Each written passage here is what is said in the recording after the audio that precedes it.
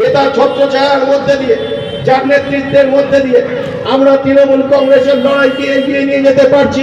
মমতা বন্দ্যোপাধ্যায়ের নির্দেশের মতো প্রত্যেকটা সংগ্রামকে এগিয়ে নিয়ে যেতে পারছি, যার নেতৃত্বের মধ্যে দিয়ে আমরা প্রতিনিয়ত ভারতীয় জনতা পার্টির বিরুদ্ধে আওয়াজ তুলতে পারছি।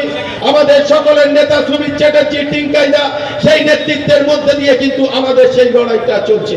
আজকে এই জায়গায় দাঁড়িয়ে কয়েকটা কথা অতি অবশ্যই বলতে হয়। আজকে এসআইআর আবহের মধ্যে দিয়ে বাংলার বুকে ভারতীয় জনতা পার্টি ইলেকশন কমিশনকে সামনে রেখে যেভাবে এই বাংলার বুকে একটা অরাজকতা তৈরি করতে চাইছে, যে অরাজকতার মধ্যে দিয়ে ইতিমধ্যে 60-এর উপরের মানুষের প্রাণ এই ভারতীয় জনতা পার্টি কিন্তু কেড়ে নিয়েছে।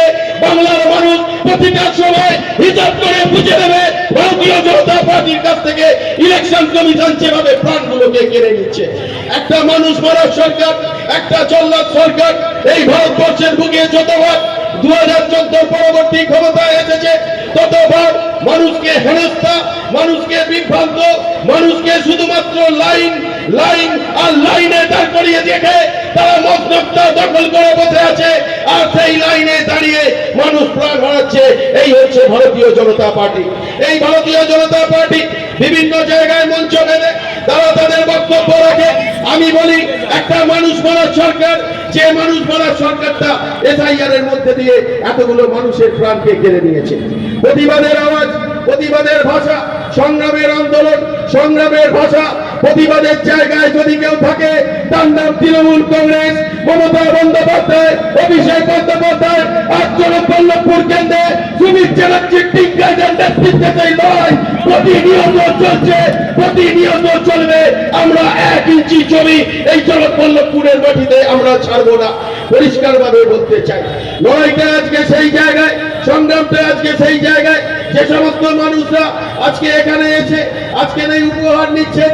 আপনারা জানেন কয়েকদিন আগে এনজিএনআরজি যে কাজ, সেই কাজকে 100 দিনের যে কাজ, সেই কাজকে কেড়ে নিয়েছে। সেই মানুষগুলোর পেটে, গরিব মানুষগুলোর পেটে তারা ওই ভারতীয় জনতা পার্টি কিন্তু লাঠি মেরেছে। প্রতিবাদের জায়গায় কিন্তু তৃণমূল কংগ্রেস, প্রতিবাদের জায়গায় যে আওয়াজ সেটাও কিন্তু তৃণমূল কংগ্রেস।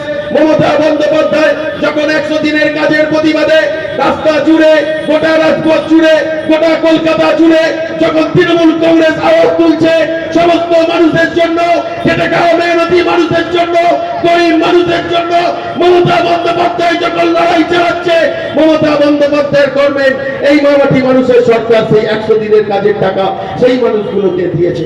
তাদের পরিশ্রমের টাকা, তাদের হকের টাকা, 100 দিনের কাজের টাকা, যে টাকা কেন্দ্রের সরকার ভারতীয় জনতা পার্টি কেড়ে নিয়েছে।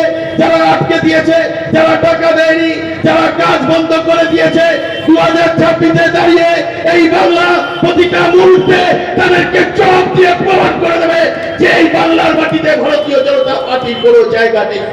আপনারা ভাবতে পারেন আজকে 11ই জানুয়ারি আমরা যেখানে আজকে এই প্রোগ্রাম করছি, আমরা যেখানে আজকে এই অনুষ্ঠান করছি, আগামীকাল 12ই জানুয়ারি ভারতবর্ষের বীর সন্তান, ভারতবর্ষ শুধু নয় গোটা বিশ্বের কত নিজস্ব স্বামী বিবেকানন্দের জন্মদিন।